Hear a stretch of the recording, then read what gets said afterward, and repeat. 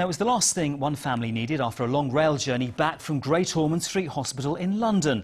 The couple from Dorset had to carry their 7-year-old son, who has cerebral palsy, in his electric wheelchair up and down the stairs of a footbridge after the level crossing at Wareham was closed. Dorset Council has apologised. Lawrence Herdman has the story. 7-year-old Stanley gets around in a wheelchair. The trip to London was nerve-wracking. He doesn't like hospitals. But at the end of a long day, when it was dark, there was still a physical rather than a mental barrier to overcome.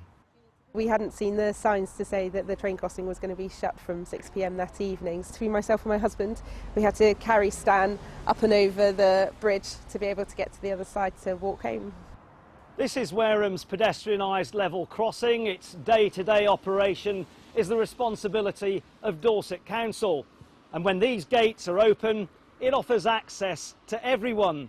But if the safety attendant isn't here, the level crossing is closed. That means the only alternative is this old listed railway footbridge belonging to Network Rail, which is accessed by steps. Easy for me, not so easy for wheelchair users like Stanley.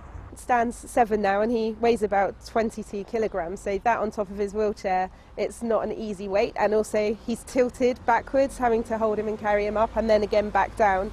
In the dark, it can cause an accident, really. It's a decade since the level crossing gates were installed on safety grounds, but in January this year, an attendant was suspended after a number of near-miss incidents. It's taken time to find a replacement, meaning that until recently, the crossing closed early in the evening. Back in the spring, the government announced a £300 million investment to improve disabled access at dozens of UK rail stations. But 3 times, plans to build ramps to the Wareham footbridge have hit the buffers. The council has apologised, but further down the line, this crossing is scheduled to shut down, with no long-term solution to the accessibility issues at this station.